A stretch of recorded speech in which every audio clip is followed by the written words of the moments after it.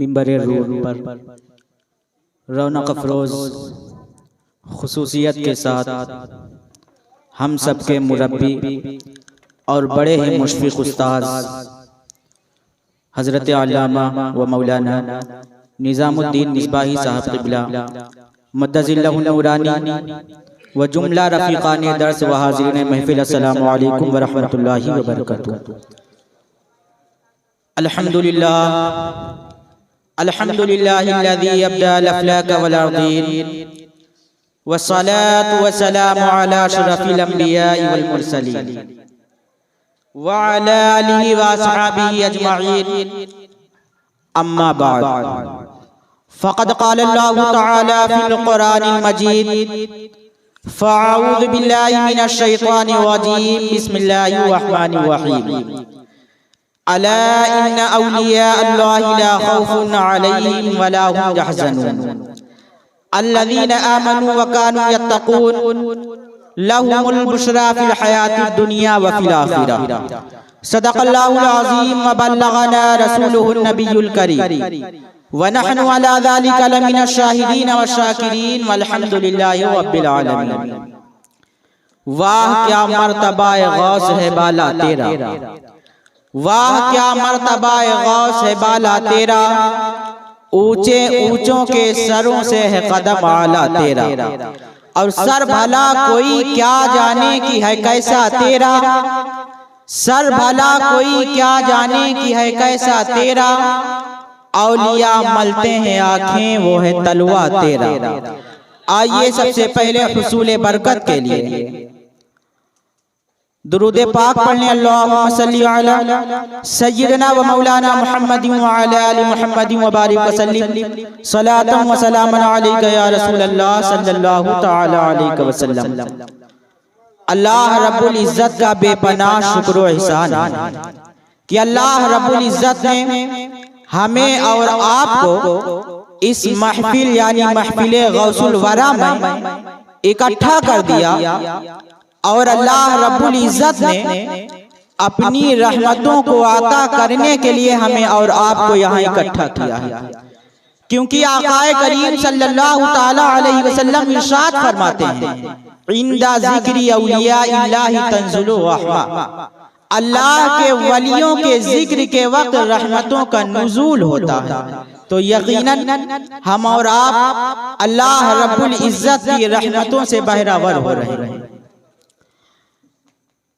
آپ نے نعت و منقبت کے بہت سارے اشعار سماعت فرمائے، بہت دیر سے حضور غوث اعظم رضی اللہ تعالی عنہ کا نام سن رہے ہیں۔ حضور غوث اعظم رضی اللہ تعالی عنہ کی نام کی محفل رچائی گئی، سجائی گئی۔ غوث کہتے کسے ہیں؟ سب سے پہلے یہ جانیں غوث کا معنی کیا ہے۔ غوث کا معنی ہے فریاد رس، غوث کا معنی ہے فریاد رس۔ آپ نے کس ذات کو فریاد رس بنایا؟ کس ذات کو فریاد رس بنایا؟ جبکہ اللہ رب العزت قرآن مقدس میں ارشاد فرماتا ہے وَمَا لَكُم مِّن دُونِ اللَّهِ مِن وَلِيٍّ وَلَا نَصِيرٍ، نہ تمہارا کوئی مددگار ہے نہ تمہارا کوئی ولی ہے سوائے اللہ کے۔ اللہ کے سوا جب تمہارا کوئی مددگار نہیں، اللہ کے سوا جب کوئی حاجت روا نہیں، اللہ کے سوا جب کوئی مشکل کشا نہیں، اللہ کے سوا کوئی فریاد رس نہیں، تو کیا ہمیں حق پہنچتا ہے کہ ہم کسی کو غوث کہیں، کسی کو غوث اعظم کہیں؟ اور غوث کا معنی فریاد رس، غوث اعظم کا معنی سب سے بڑا فریاد رس۔ ہمیں کیا حق ہے کہ ہم کسی کو اللہ کے سوا غوث اعظم کہیں، جبکہ دافع البلا صرف اللہ ہے، جبکہ شافع الامراض صرف اللہ ہے، جبکہ اللہ جو ہے وہی سب کا ناصر ہے، وہی نصیر ہے، وہی مشکل کشا ہے۔ خود قرآن کی آیت ہے وَمَا لَكُم مِّن دُونِ اللَّهِ مِن وَلِيٍّ وَلَا نَصِيرٍ، نہ ہی تمہارا کوئی مددگار ہے نہ ہی تمہارا کوئی ولی ہے سوائے سوائے اللہ کے، تو ہم اپنا مددگار غوث کو کیوں بنا رہے ہیں؟ ہم اپنا مددگار خواجہ کو کیوں بنا رہے ہیں؟ ہم اپنا مددگار بندہ نواز کو کیوں بنا رہے ہیں؟ آخر معاملہ کیا ہے؟ ہم غوث اعظم کو غوث اعظم کیوں کہہ رہے ہیں، جبکہ اللہ نے فرما دیا کہ تمہارا نہ کوئی مددگار ہے، نہ تمہارا کوئی دوست ہے، نہ تمہارا کوئی ولی ہے سوائے اللہ کے۔ اور یہ آیت محکم آیت ہے، اس میں کوئی اشتباہ نہیں ہے، اس میں کوئی شبہ نہیں ہے، بلکہ یہ محکم آیت ہے۔ اللہ رب العزت نے ارشاد فرما دیا وَمَا لَكُم مِّن دُونِ اللَّهِ مِن وَلِيٍّ وَلَا نَصِيرٍ، تم اللہ کے سوا نہ کوئی مددگار ہے نہ کوئی ولی ہے۔ تو جب اللہ کے سوا کوئی مددگار نہیں ہے، جب اللہ کے سوا کوئی ولی نہیں ہے، تو اب اگر اللہ کے سوا کوئی ولی بنائے گا، اللہ کے سوا کوئی غوث بنائے گا، تو وہ شرک کرے گا، اور شرک کرنے والا مشرک ہوتا ہے۔ اب اگر کوئی غوث اعظم کہے گا تو یہ تو شرک ہوا، کیونکہ قرآن مقدس میں آیت موجود ہے وَمَا لَكُم مِّن دُونِ اللَّهِ مِن وَلِيٍّ وَلَا نَصِيرٍ، تمہارے لیے اللہ کے سوا نہ کوئی مددگار ہے نہ کوئی ولی ہے۔ جب اللہ کے سوا کوئی مددگار نہیں ہے، اللہ کے سوا کوئی حاجت روا نہیں ہے، اللہ کے سوا کوئی مشکل کشا نہیں ہے، تو غوث اعظم بھی اللہ کی ذات ہے، غوث بھی اللہ کی ذات ہے، اللہ ہی کی ذات ہے۔ لہٰذا اگر کسی کو غوث اعظم کہا تو یہ شرک ہے۔ سنا آپ نے؟ یہ اس آیت کی جاہلانہ تفسیر ہے، اس آیت کی جاہلانہ تفسیر ہے۔ یہ میں نے کہا ہے تو دلیل بھی رکھتا ہوں، دلیل کے ذریعے سمجھاؤں گا کہ یہ جاہلانہ تفسیر ہے۔ جس تفسیر کے ذریعے قرآن کی کوئی ایسی آیت، قرآن کی ایسی توضیح، قرآن کی آیت کی ایسی تشریح جس سے قرآن سے ٹکرا جائے، ایسی تفسیر ایسی تشریح باطل ہے۔ جب اللہ رب العزت نے فرما دیا ایک طرف قرآن مقدس کی وہ آیت ہے، ایک طرف قرآن مقدس کی دوسری آیت ہے، اگر اس تفسیر کو جو جاہلانہ تفسیر ہے، اس تفسیر کو صحیح مان لیا جائے، اس تفسیر کو درست مان لیا جائے، اس تفسیر کو اگر بالکل صحیح مان لیا جائے تو قرآن سے ٹکرا جائے گا، اور قرآن میں کوئی تضاد نہیں ہے، قرآن میں کوئی ٹکراؤ نہیں ہے، کیونکہ قرآن میں اگر ایک طرف یہ ہے مَا لَكُم مِّن دُونِ اللَّهِ مِن وَلِيٍّ وَلَا نَصِيرٍ، تو وہی دوسری طرف ہے اِنَّمَا وَلِيُّكُمُ اللَّهُ وَرَسُولُهُ وَالَّذِينَ آمَنُوا، تمہارا مددگار اللہ ہے، تمہارا مددگار اس کے رسول ہیں، تمہارے مددگار ایمان والے ہیں۔ تو اس طرح کی تشریح کرنے سے یہ لازم آتا ہے کہ قرآن سے ٹکرا جائے گا، اور قرآن سے اگر ٹکرا جائے تو ایسی تشریح ایسی تفسیر باطل ہے۔ اس کے علاوہ بے شمار خرابیاں لازم آتی ہیں۔ اگر اس جاہلانہ تفسیر کو صحیح مان لیا جائے، اگر اس جاہلانہ تفسیر کو درست مان لیا جائے تو اور بہت ساری خرابیاں لازم آتی ہیں، کئی خرابیاں لازم آتی ہیں، اس کو شمار نہیں کرایا جا سکتا ہے۔ سب سے بڑی اور اہم خرابی ایک یہ لازم آتی ہے کہ اس اللہ رب العزت کے اس فرمان کے ذریعے اللہ نے یہ بتایا، بظاہر یہی معلوم ہوتا ہے کہ اللہ کے سوا کوئی مددگار اگر تلاش کرے گا تو وہ شرک ہے۔ تو اگر شرک ہے تو انبیاء علیہ السلام پر کیا حکم لگاؤ گے؟ کیونکہ ایک نبی کی آواز قرآن مقدس میں موجود ہے۔ حضرت عیسیٰ علیہ السلام نے فرمایا قال من انصاری الی اللہ، کون ہے میرا مددگار اور کون ہے میرا مددگار؟ تو ان کے حواریوں نے، ان کے چاہنے والوں نے کیا کہا؟ نحن انصار اللہ، ہم تمہارے مددگار ہیں، ہم اللہ کے دین کے مددگار ہیں۔ تو ایک نبی نے بھی غیر خدا کو مددگار بنایا ہے، ایک نبی نے بھی غیر خدا کو مددگار بنایا ہے۔ اگر اس جاہلانہ تفسیر کو صحیح مان لیا جائے تو یہاں نبی پر بھی حکم لگے گا، نبی پر بھی انگلی اٹھے گی، اور ایسی قرآن کی تفسیر جس سے نبی پر انگلی اٹھی ہے یہ باطل ہے۔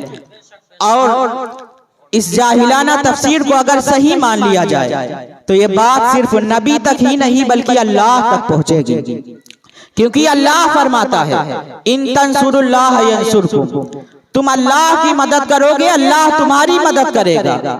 اللہ نے اپنے دین اپنے نبی کی مدد کو اپنی مدد قرار دیا ہے۔ اللہ رب العزت نے بھی جو غنی ہے وہ بھی کہہ رہا ہے کہ تم اگر اللہ کی مدد کرو گے یعنی اللہ کے دین کے، اللہ کے نبی کی مدد کرو گے تو اللہ تمہاری مدد کرے گا۔ تو یہ تفسیر باطل ہے۔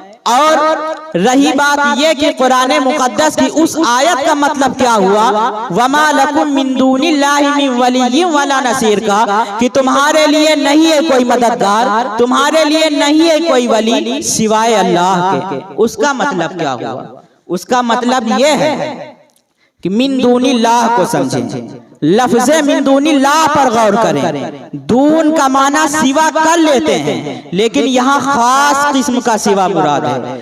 من دون اللہ کے ذریعے خاص قسم کا سوا مراد ہے، جبکہ دون کا معنی ہے مد مقابل۔ دون کا معنی مد مقابل۔ اب ترجمہ کرنے بات حل ہو جائے گی۔ اللہ فرماتا ہے وَمَا لَكُم مِّن دُونِ اللَّهِ مِن وَلِيٍّ وَلَا نَصِيرٍ، نہیں ہے تمہارا کوئی مددگار سوائے، نہیں ہے تمہارا کوئی مددگار اللہ کے مد مقابل ہو کر کے، نہ ہی تمہارا کوئی ولی ہے اللہ کے مد مقابل ہو کر کے، نہ ہی تمہارا کوئی مددگار ہے اللہ کے مد مقابل ہو کر کے۔ ہم غوث اعظم کو مددگار مانتے ہیں، غوث اعظم کو، لیکن اللہ کے مقابلے میں مددگار نہیں مانتے ہیں۔ اللہ رب العزت حقیقی طور پر مدد کرتا ہے، غوث اعظم اللہ کی عطا سے مدد کرتے ہیں۔ عزیزان ملت اسلامیہ، اسی غوث کے محفل میں ہم اور آپ حاضر ہوئے ہیں۔ حضور غوث اعظم رضی اللہ تعالی عنہ کی سیرت کو آپ پڑھیں، سیرت کو سنیں۔ آج کا ماحول تو بالکل بدل چکا ہے کہ صرف کرامات اور اختیار کے متعلق باتیں سننا لوگ پسند کرتے ہیں، جبکہ سیرت کو بھی سننا چاہیے، سیرت کو بھی پڑھنا چاہیے۔ حضرت شیخ عبد القادر جیلانی رضی اللہ تعالی عنہ، غوث اعظم رضی اللہ تعالی عنہ کی سیرت کو آپ پڑھیں۔ غوث اعظم رضی اللہ تعالی عنہ کے والدین کو دیکھیں، والدین نہایت متقی اور پرہیزگار۔ خاندان کو دیکھیں تو خاندان بھی ایسا کہ آپ کے خاندان کا کوئی ثانی نظر نہیں آتا ہے، آپ کا خاندان ایسا کہ کسی کا خاندان ایسا نہیں، نبی کے خاندان کے ہیں۔ حضرت امام حسن کی اولاد سے ہیں اگر والد کی طرف سے دیکھا جائے، اور اگر والدہ کی طرف سے دیکھا جائے تو حضرت امام حسین کے خاندان سے ہیں۔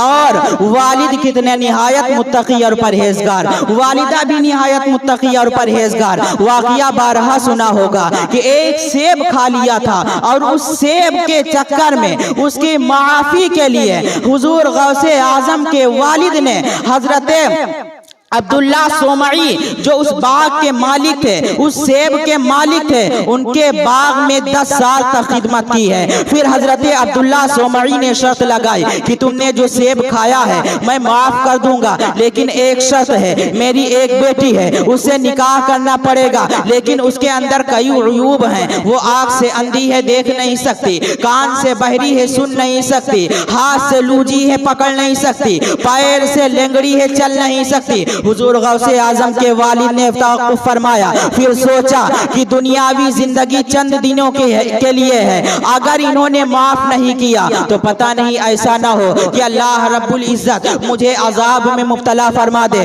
حضور غوث اعظم کے والد ماجد تیار ہو جاتے ہیں، لیکن جب بعد میں دیکھتے ہیں تو کیا دیکھتے ہیں کہ نہ وہ اندھی ہیں، نہ وہ گونگی ہیں، نہ وہ بہری ہیں، بلکہ ایک حسین و جمیل اور ایک پاک دامن عورت ہیں۔ پلٹ کر کے اپنے سسر کے پاس آتے ہیں اور عرض کرتے ہیں حضور آپ نے تو فلا فلا عیب بتایا تھا، ان کے اندر تو کوئی عیوب نہیں ہے۔ تو ان کے والد کہتے ہیں میں نے اپنے بیٹی کو اندھی اس لیے کہا تھا کہ اس نے کبھی حرام چیز کو دیکھا نہیں تھا، میں نے اپنے بیٹی کو لنگڑی اس لیے کہا تھا کہ غلط چیز کی طرف اس کے قدم نہیں بڑھے تھے، میں نے اپنے بیٹی کو لونجی اس لیے کہا تھا کہ غلط چیز کبھی اس نے ہاتھ نہیں لگایا، اس لیے میں نے اپنے بیٹی کو یہ تمام عیوب گنائے تھے۔ عزیزان ملت اسلامیہ، آپ ذرا تاریخ، آپ ذرا سیرت کا مطالعہ کریں، غوث اعظم کی سیرت کو پڑھیں۔ حضور غوث اعظم رضی اللہ تعالی عنہ خود فرماتے ہیں کہ میں جب بغداد گیا،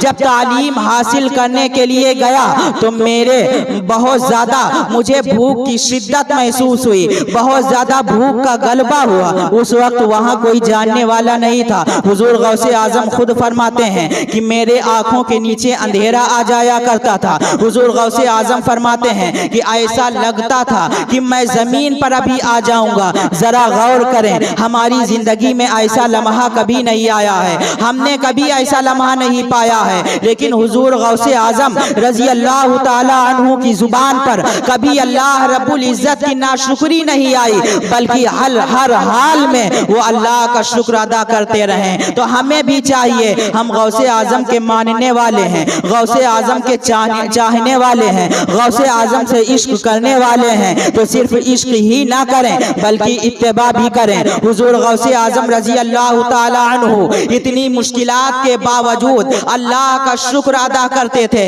हमें भी चाहिए कि हम पर 70 परेशानियां हों, लेकिन कोई हाल पूछे तो कहें अल्हम्दुलिल्लाह अला कुल्ली हाल, अल्हम्दुलिल्लाह अला कुल्ली हाल।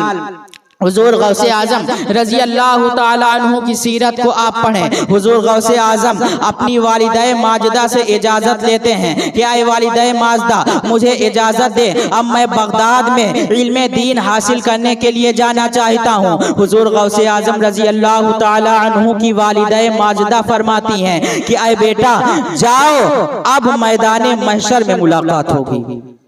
जरा आप गौर करें, हुजूर गौसे आजम रजी अल्लाह ताला अन्हु की वालिदा अपने बेटे को अपने आप से हमेशा के लिए जुदा कर रही हैं।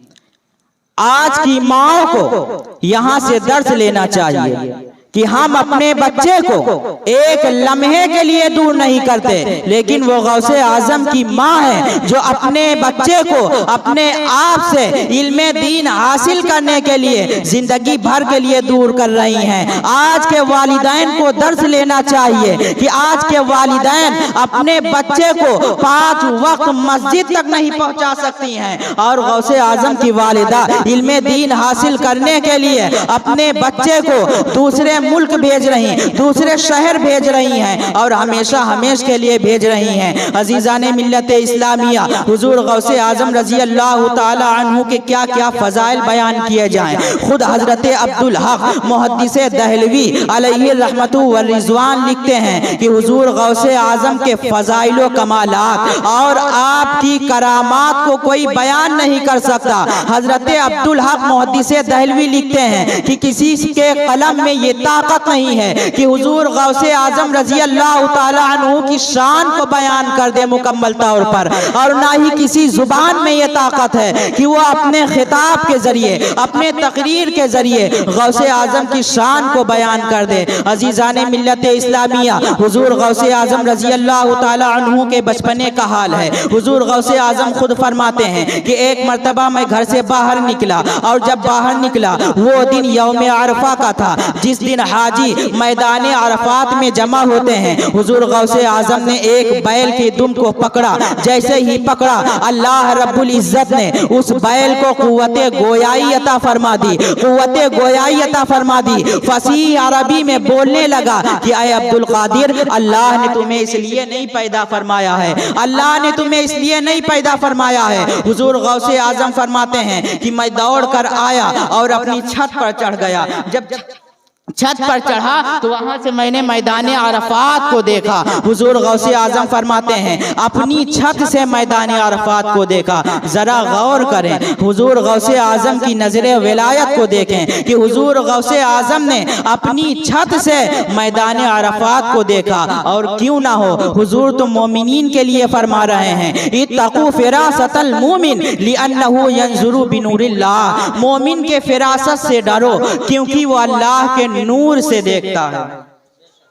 आज हम और आप इस लाइट, इस नूर के जरिए से एक दूसरे को देख रहे हैं, बासानी देख रहे हैं। अगर इससे ज्यादा और हाई लेवल की लाइट लगा दी जाए तो एक सुई अगर भी जमीन में गिर जाए उसको भी हम देख लेंगे, हमारी नजरों से सुई भी पोशीदा नहीं रहेगी। तो जब एक दुनियादार के बना हुए बल्ब में, एक दुनियादार के बना हुए नूर में ये ताकत कि एक सुई भी हमारी नजरों से ना पोशीदा रहे, तो जो अल्लाह के नूर से देखता है उसकी नजर का आलम क्या होगा। इसीलिए हुजूर गौसे आजम ने अपनी अपनी आंखों से, अपनी छत से मैदान अराफात को देखा। हुजूर गौसे आजम को आप चाहे जिस तरह देखें, आप इल्म के मैदान में देखें तो हुजूर गौसे आजम अलैहि रहमतु व रिजवान का इल्म ऐसा कि उस वक्त ऐसा इल्म किसी के पास नहीं था। हुजूर गौसे आजम रजी अल्लाह ताला अन्हु के सामने कुरान मुकद्दस की एक आयत पढ़ी गई। हुजूर गौसे आजम ने उसकी तफसीर बयान करना शुरू की। एक तफसीर बयान की, दूसरी तफसीर बयान की, तीसरी तफसीर बयान की, यहाँ तक कि 40 तफसीर बयान कर दी। हुजूर गौसे आजम रजी अल्लाह ताला अन्हु जब खिताब फरमाते थे 70 हजार का मजमा हुआ करता था। जिस तरह पहली सफ में बैठे हुए लोग सुनते थे, आखिर तक भी वैसे ही आवाज जाया करती थी। हुजूर गौसे आजम रजी अल्लाह ताला अन्हु की महफिल में हजरत अब्दुल हक मुहद्दिस दहलवी खुद लिखते हैं कि 400 उलमा सिर्फ कलम और दवात को लेकर के बैठते थे और हुजूर गौसे आजम की बातों को लिखा करते थे। हुजूर गौसे आजम रजी अल्लाह ताला अन्हु जैसे ही अल्हम्दुलिल्लाह कहते थे, खुतबा पढ़ते थे, जमीन के तमाम हाजिर और गायब वली आपके मजमे में, आपकी महफिल में हाजिर हो जाया करते थे। एक उसी वक्त के बुजुर्ग हैं, आप ही के हम आसर बुजुर्ग हैं, वो खुद फरमाते हैं, इस वाक़िए को भी हजरत अब्दुल हक मुहद्दिस दहलवी ने लिखा है कि उन्होंने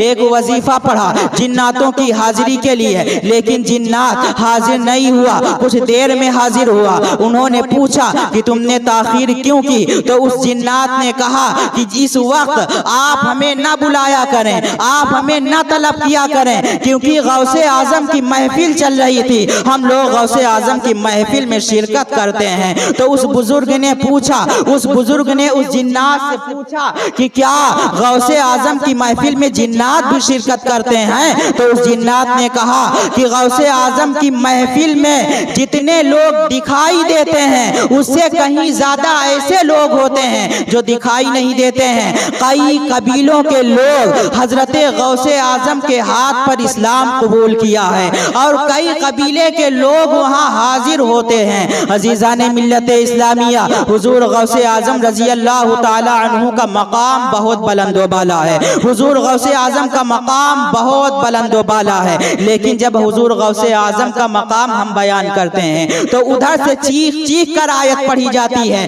वलिल्लाहिल मसलुल आला, अल्लाह ही की सबसे बड़ी शान है, अल्लाह ही की सबसे बड़ी शान है। यकीनन अल्लाह रब्बुल इज्जत की सबसे बड़ी शान है, ये हम मानते हैं, इसमें परेशानी क्या है? लेकिन ये तो बताओ कि अल्लाह रब्बुल इज्जत की शान कैसी है? अल्लाह रब्बुल इज्जत की शान कैसी है? ये भी तो बताओ कि अल्लाह रब्बुल इज्जत की शान कैसी है। लेकिन वलिल्लाहिल मसलुल आला, सिर्फ अल्लाह ही की शान सबसे बड़ी है, अल्लाह ही की शान सबसे बड़ी है। इसके जरिए बुजुर्गों की शान को घटाने की कोशिश की जाती है। आप जरा गौर करें कि जब आप दिन में चमकते हुए सूरज को देखते हैं, जब सूरज को देखते हैं तो आपकी जुबान पर अगर गौर फिक्र करें तो बेसाख्ता यही निकलेगा कि अल्लाह रब्बुल इज्जत की कुदरत की अजीम निशानी है कि अल्लाह ने एक सूरज के जरिए सारी दुनिया को रोशन कर रखा है।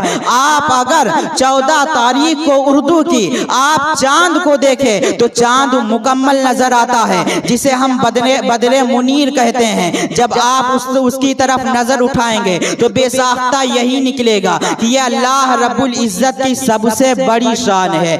इसी तरह कभी कभार ऐसा होता है कि बारिश भी होती है, धूप भी निकली रहती है। आप जब गौर फिक्र करें तो आपकी जुबान से यही बेसाख्ता निकलेगा कि ये अल्लाह की सबसे बड़ी शान है। अजीजाने मिल्लत इस्लामिया, जब सब अल्लाह की शान है, सब मसलुल आला है, तो अल मसलुल आला क्या है? सबसे बड़ी शान क्या है? आइए कुरान मुकद्दस की एक आयत की तरफ। अल्लाह रब्बुल इज्जत खुद इरशाद फरमाता है, वइज़ा ख़ज़ल्लाहु मीसाक़न नबिय्यीन लमा आतैतुकुम मिन किताबिन व हिकमतिन सुम्मा जाअकुम रसूलुम मुसद्दिक़ुन लिमा मअकुम लतु'मिनुन्न बिही व लतंसुरुन्ना क़ाल अक़ररतुम व अख़ज़तुम अला ज़ालिकुम इसरी क़ालू अक़ररना। अल्लाह रब्बुल इज्जत कुरान मुक़द्दस में इरशाद फरमाता है, ऐ महबूब याद करो, ऐ महबूब याद करो। याद उसी को दिलाया जाता है जिसके सामने वाक़िया पेश आया। याद उसी को दिलाया जाता है जिसके सामने घटना घटी हो। अल्लाह रब्बुल इज्जत इरशाद फरमाता है, ऐ महबूब याद करो, ऐ महबूब आप देख रहे थे जब मलाए आला पर अल्लाह रब्बुल इज्जत ने एक रूहानी कॉन्फ्रेंस मुनक़िद की थी, एक कुदसी की कॉन्फ्रेंस मुनक़िद की थी। ऐ महबूब आप देख रहे थे, ऐ महबूब आप याद करें, सारे नबियों की रूहों को मैंने जमा किया था। अल्लाह ने सारे नबियों की रूहों को मलाए आला पर जमा किया था और सारे नबियों से अल्लाह ने ये अहद लिया था कि ऐ नबियों, तुम्हें पहले अल्लाह ने बशारत अता फरमाई, खुशखबरी सुनाई कि ऐ नबी तुम्हें नबूवत अता की जाएगी, तुम्हें रिसालत अता की जाएगी, तुम्हें मुबारक हो। लेकिन याद रखना, अगर तुम्हारे जमाने में हमारा महबूब अर्श की आंखों का तारा, हम सब का प्यारा आकाए करीम सल्लल्लाहु ताला अलैहि वसल्लम तुम सब के जमाने में, तुम सब में से किसी के जमाने में तशरीफ ले आए तो उन पर ईमान ले आना। किससे कहा जा रहा है? नबियों से कहा जा रहा है। जिनकी दामन की हवा लग जाए तो ईमान नसीब हो जाए, उनसे कहा जा रहा है। नबियों से कहा जा रहा है जिनके कदमों में लोग आकर के ईमान की सौगात हासिल कर लें, उनसे कहा जा रहा है। और किस तरह कहा जा रहा है? लतुमिनुन्न बिही वला तंसुरुन्ना, जरूर जरूर तुम इन पर ईमान ले आना। अजीजाने मिल्लत इस्लामिया, ये राज क्या है? उनसे ईमान लाने के लिए अल्लाह क्यों फरमा रहा है? क्या राज है? मामला क्या है? यही मैं सोच रहा था कि अल्लाह रब्बुल इज्जत की तरफ से आवाज़े कुदरत आई कि सुन, इसका मतलब ये है कि ऐ नबियों तुम मेरे आखिरी महबूब पर ईमान ले आना।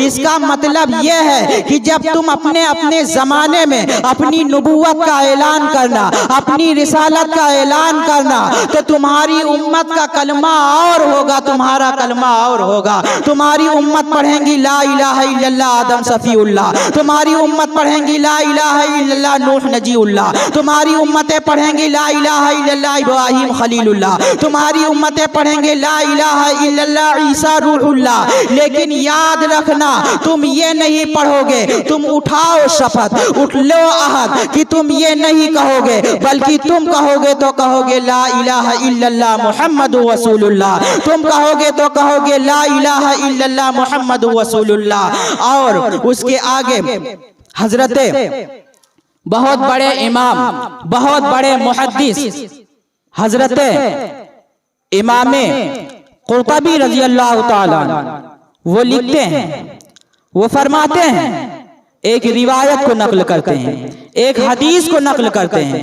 वो फरमाते हैं कि जिस वक्त ये रूहानी महफिल चल रही थी, ये रूहानी कॉन्फ्रेंस चल रही थी, ये जब समा छाया हुआ था तो उतने में उफुक पर एक नूर चमका। उस वक्त आसमान नहीं बना था, उफुक पर यानी बुलंदी पर एक नूर चमका। सारे नबियों ने गर्दनें उठा दी, सारे नबियों ने गर्दनें उठा दी, और गर्दनें उठाई तो उठी रह गई, क्योंकि उसकी चमक ऐसी थी, उसकी तलाअत ऐसी थी कि नजरें माजागल बसर का मंजर पेश कर रही थी, नजरें माजागल बसर का मंजर पेश कर रही थी। सारे नबियों की गर्दनें उठी रही और फिर तमाम नबियों ने एक जुबान होकर के कहा कि आए अल्लाह ये किसका नूर है? लगता है ये तेरी कुदरत की सबसे बड़ी निशानी है। अल्लाह रब्बुल इज्जत की तरफ से जवाब आया कि हाँ हाँ नबियों, ये मेरी कुदरत की सबसे बड़ी निशानी है। जिसके दस्ते कुदरत, जिसके दस्ते अक़दस पर ईमान लाने की बात की जा रही है, उसी नबी का ये नूर चमक रहा है, उसी नबी का ये नूर चमक रहा है। सारे नबियों ने गर्दनें झुका ली, सारे नबियों ने गर्दनें झुका ली।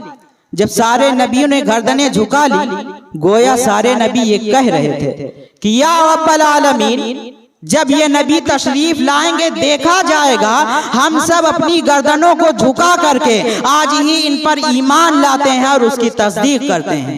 सारे नबियों ने गर्दनें झुका ली, सारे नबियों की गर्दनें झुक गईं।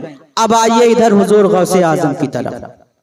हुजूर गौसे आजम रजी अल्लाह ताला अन्हु اللہ رب العزت کے حکم سے تحدیث نعمت کے طور پر جب یہ فرمایا کہ قدمی حاضی علی رغبتی کلی ولی اللہ، میرا یہ قدم تمام ولیوں کی گردنوں پر ہے، تو کسی ولی نے اعتراض نہیں کیا بلکہ سبوں نے گردن اٹھا لی۔ ادھر وہ مثل الاعلی آقا کریم مثل الاعلی آقا کریم اللہ رب العزت کی سب سے بڑی نشانی، ادھر حضور غوث اعظم فرماتے ہیں کہ جس طرح آقا کریم صلی اللہ تعالی علیہ وسلم میرے نانا جان آقا کریم صلی اللہ تعالی علیہ وسلم اللہ رب العزت کی قدرت کی نشانیوں میں سے سب سے بڑی نشانی ہے، اسی طرح میں عبد القادر جیلانی اپنے نانا جان رسول کریم صلی اللہ تعالی علیہ وسلم کے کمالات کی سب سے بڑی نشانی ہوں۔ حضور غوث اعظم فرماتے ہیں ادھر وہ مثل الاعلی ادھر یہ مثل الاعلی، فرق یہ ہے کہ ایک نبیوں کا سلطان بن کر کے چمکا تو دوسرا ولیوں کا سلطان بن کر کے چمکا۔ عزیزان ملت اسلامیہ، حضور غوث اعظم کا بہت بڑا مقام ہے، حضور غوث اعظم کا بہت بلند مقام ہے۔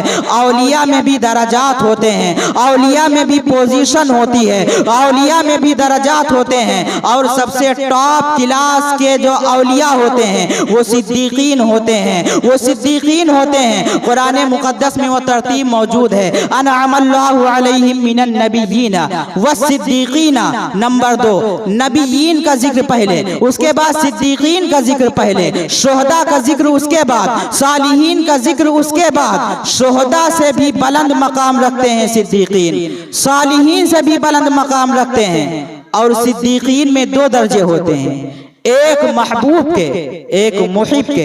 یہ مصطلح تصوف ہے، اس کے الگ رکھیں، لیکن اتنا یاد رکھیں کہ جو صالحین ہوتے ہیں، جو صدیقین ہوتے ہیں، وہ سب سے ٹاپ کلاس جماعت کے ہوتے ہیں۔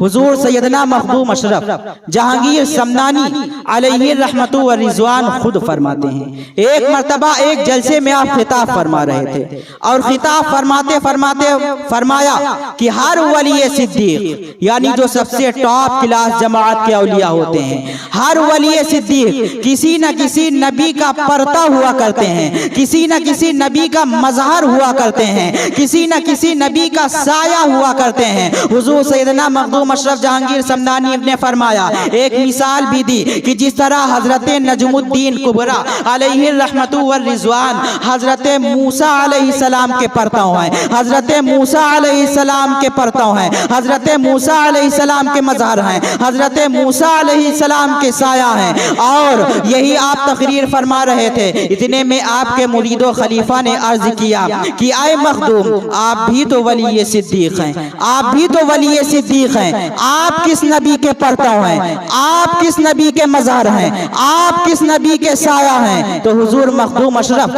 جہانگیر سمنانی علیہ الرحمت والرضوان کے چہرہ انور پر جلال و جمال کی مشترکہ صورت آئی، اور فرمایا قسم خدا کی جس کے قبضہ قدرت میں اشرف کی جان ہے، میں عیسیٰ مسیح کا پڑھتا ہوں۔ حیرت کسی کو نہیں ہوئی، تعجب کسی کو نہیں ہوا، سارے مریدین یک زبان ہو کر کے بولے حضرت ہمیں پہلے سے معلوم تھا، ہم صرف آپ کی زبانی سننا چاہتے تھے، کیونکہ جس طرح حضرت عیسیٰ علیہ السلام نے شادی نہیں کی اسی طرح آپ نے بھی شادی نہیں کی، جس طرح حضرت عیسیٰ علیہ السلام نے مردوں کو زندہ کیا اسی طرح آپ نے بھی مردوں کو زندہ کیا، جس طرح حضرت عیسیٰ علیہ السلام نے کوڑھیوں کو اچھا کیا، مریضوں کو شفا عطا فرمائی اللہ کی عطا سے، اسی طرح آپ نے بھی اللہ کی عطا سے مریضوں کو شفا عطا فرمائی۔ اے مخدوم، ہم تو جانتے تھے کہ آپ جہانگیر ہیں، آپ قدوۃ الکبریٰ ہیں، آپ غوث العظم ہیں، اور مریدوں نے آپ کا لقب جہانگیر نہیں دیا، مریدوں کی وجہ سے مشہور نہیں ہوئے، بلکہ خانقاہ کی در و دیوار سے آواز آتی تھی جہانگیر جہانگیر ایا مخدوم اشرف، ہم تو جانتے تھے کہ آپ حضرت عیسیٰ علی نبینا علیہ الصلوۃ والتسلیم کے پڑھتا ہیں۔ عزیزان ملت اسلامیہ ذرا غور کریں کہ حضرت نجم الدین کبریٰ پوری جماعت اہل سنت میں حضرت نجم الدین کبریٰ علیہ الرحمت والرضوان کی طرح کوئی نہیں، جو پرتوے حضرت موسیٰ علیہ السلام ہیں۔ پوری جماعت میں حضرت سیدنا مخدوم اشرف جہانگیر سمنانی جیسا کوئی نہیں، جو پرتوے عیسیٰ علیہ السلام ہے، تو اس غوث اعظم کی کیا مثال لاؤ گے جو پرتوے محمد رسول اللہ ہیں، جو مظہر محمد رسول اللہ ہیں، جو اپنے پیارے مظہر کا مزار ہے وہ غوث اعظم۔ غوث اعظم کی شان بہت بلند و بالا ہے۔ حضور حضرت عبدالحق محدث دہلوی لکھتے ہیں کہ آپ کی کرامات کو بیان نہیں کیا جا سکتا ہے، آپ کی کرامات حد تواتر کو پہنچ چکی ہے۔ یہ صرف اپنوں نے نہیں بلکہ غیروں نے بھی مانا ہے۔ عزیزان ملت اسلامیہ حضور غوث اعظم نے مردوں کو بھی زندہ کیا ہے۔ ایک مرتبہ آپ کے پاس آپ کی ایک مریدہ آتی ہے اور کہتی ہے کہ میرا بچہ یہ ہے، آپ سے بے حد محبت کرتا ہے، یہ آپ سے بے حد محبت کرتا ہے، آپ ہی کے پاس رہنا چاہتا ہے، میں آپ کی بارگاہ میں اسے پیش کرتی ہوں۔ حضور سیدنا غوث اعظم رضی اللہ تعالی عنہ اپنے پاس رکھ لیتے ہیں۔ کچھ دن کے بعد وہ عورت واپس آتی ہے، دیکھتی ہے کہ غوث اعظم مرغا تناول فرما رہے ہیں اور وہ اس کا بچہ جو ہے جو کی روٹی کھا رہا ہے، نہایت دبلا ہو گیا ہے۔ حضور غوث اعظم کے پاس آتی ہے اور کہتی ہے کہ میرا بیٹا کس حال میں ہے؟ اے غوث اعظم، آپ تو مرغا کھا رہے ہیں اور میرا بیٹا جو کی روٹی کھا رہا ہے۔ عزیزان ملت اسلامیہ حضور غوث اعظم رضی اللہ تعالی عنہ نے اس ہڈی کو جو آپ تناول فرما چکے تھے سامنے رکھی تھی، اس کو جمع کیا، ہاتھ پھیرا، وہ زندہ ہو گیا، ہاتھ پھیرا وہ زندہ ہو گیا۔ اللہ نے آپ کو کیسا تصرف عطا فرمایا تھا، کیسا اختیار عطا فرمایا تھا، کیسا تصرف عطا فرمایا تھا کہ آپ جو چاہتے تھے ہو جایا کرتا تھا۔ عزیزان ملت اسلامیہ آپ نے مردوں کو بھی زندہ کیا ہے۔ ایک مرتبہ ایک عیسائی اور ایک مسلمان کے درمیان جھگڑا ہو گیا، دونوں آپس میں لڑ رہے تھے، بحث و مباحثہ کر رہے تھے۔ عیسائی کہہ رہا تھا حضرت عیسیٰ علیہ السلام تمہارے نبی سے افضل ہیں، اور اسی میں بحث ہو رہی تھی۔ حضور غوث اعظم جب پہنچتے ہیں فرماتے ہیں کیا معاملہ ہے؟ وہ عیسائی کہتا ہے کہ میں کہتا ہوں کہ حضرت عیسیٰ علیہ السلام سب سے افضل ہیں، تمہارے نبی سے بھی افضل ہیں۔ حضور غوث اعظم نے فرمایا کس بنیاد پر تم کہتے ہو، کس وجہ سے تم کہتے ہو؟ حضور غوث اعظم سے وہ کہتا ہے کہ حضرت عیسیٰ نے مردوں کو زندہ کیا ہے، اسی وجہ سے میں اپنے عیسیٰ علی نبینا علیہ الصلوۃ والتسلیم کو افضل مانتا ہوں۔ حضور غوث اعظم فرماتے ہیں کہ تم اگر میں زندہ کر دوں مردے کو تو کیا تم اسلام قبول کر لو گے، میرے نبی کی افضلیت کو مان لو گے، اقرار کر لو گے؟ وہ کہتا ہاں ٹھیک ہے، اور حضور غوث اعظم لے جاتے ہیں، کہتے ہیں کہ سب سے پرانی قبر پر لے چلو۔ حضور غوث اعظم کو وہ سب سے پرانی قبر پر لے جاتا ہے۔ حضور غوث اعظم رضی اللہ تعالی عنہ قم باذن اللہ پڑھ کر کے مردے کو زندہ فرما دیتے ہیں اور وہ ایمان لے آتا ہے۔ عزیزان ملت اسلامیہ اللہ رب العزت اپنے ولیوں کو کمالات عطا فرماتا ہے، تصرف عطا فرماتا ہے، اگر نہیں عطا فرماتا ہے تو کرامات کا ثبوت خود قرآن مقدس میں موجود ہے۔ قرآن مقدس میں موجود ہے کلما دخل علیہا زکریا المحراب وجد عندہا رزقا۔ حضرت مریم جو تھی وہ نبیہ نہیں تھی بلکہ ولیہ تھی، اور حضرت مریم حضرت زکریا علیہ السلام جو ان کے خالو تھے ان کو کمرے میں بند کر کے عبادت خانے میں تشریف لے جاتے تھے، اور جب واپس آتے تھے تو ان کے کمرے میں تر و تازہ پھل پایا کرتے تھے۔ تو قرآن سے کرامت کا ثبوت ملتا ہے۔ عزیزان ملت اسلامیہ جب حضرت مریم سے حضرت زکریا پوچھتے کہ یہ کہاں سے آیا تو حضرت مریم فرماتی ہیں میرے رب کی طرف سے رزق ہے۔ عزیزان ملت اسلامیہ حضور غوث اعظم کی کیا شان بیان کروں، جن کی شان خود رحمان بیان کرے۔ اولیاء کی شان خود رحمان بیان کرتا ہے کہ اولیاء وہ ہوتے ہیں جسے نہ کوئی خوف ہوتا ہے نہ کوئی غم ہوتا ہے۔ عزیزان ملت اسلامیہ جنگل کا سفر کر رہے ہیں، کوئی خوف نہیں ہے، بیابان میں گزر گزر رہے ہیں کوئی خوف نہیں ہے، جنگلی جانور بھی مل رہے ہیں کوئی خوف نہیں ہے، کیونکہ اللہ کے ولیوں کو کوئی خوف نہیں ہوتا ہے۔ ایک مرتبہ حضور غوث اعظم رضی اللہ تعالی عنہ جنگل بیابان میں تشریف فرما تھے اور آپ کو پیاس کی شدت تھی، آپ کے اوپر ایک آسمان پر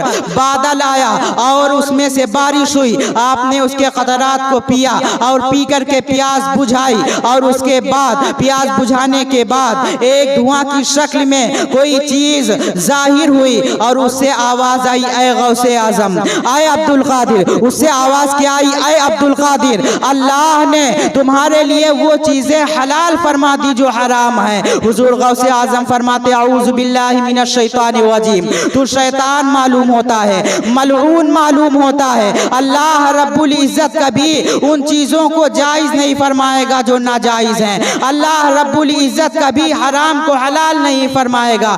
عزیزان ملت اسلامیہ، پھر وہ کہتا ہے، وہ دھوئیں کی شکل میں ہو جاتا ہے اور کہتا ہے، اے عبد القادر، تمہیں تمہارے علم نے بچا لیا۔ حضور غوث اعظم فرماتے ہیں، اے ملعون سن، مجھے میرے علم نے نہیں بلکہ اللہ کے فضل نے بچا لیا۔ عزیزان ملت اسلامیہ، اللہ رب العزت خود ارشاد فرماتا ہے، ان تتقوا اللہ یجعل لکم فرقانا ویکفر عنکم سیئاتکم، اگر تم اللہ سے ڈرو گے تو اللہ تمہیں فرقان کی دولت سے نوازے گا۔ فرقان کیا ہے؟ حق و باطل میں فرق کرنے کی تمیز آپ کے اندر پیدا ہو جائے گی۔ جب اللہ کا خوف ہمارے اندر ہوگا تو ہم حق و باطل میں تمیز کر لیں گے۔ حضور غوث اعظم کے دل میں اللہ کی خشیت اتنی تھی کہ اللہ نے آپ کو دولت فرقان سے نواز دیا اور آپ جان گئے کہ یہ اللہ کی طرف سے آواز نہیں ہے، اللہ کی طرف سے آواز نہیں ہے بلکہ یہ شیطان کی طرف سے آواز ہے۔ عزیزان ملت اسلامیہ، حضور غوث اعظم کی شان بہت بلند و بالا ہے۔ میں اپنی تقریر کو یہیں پر ختم کرتا ہوں۔ وما علینا الا البلاغ۔ السلام علیکم ورحمۃ اللہ۔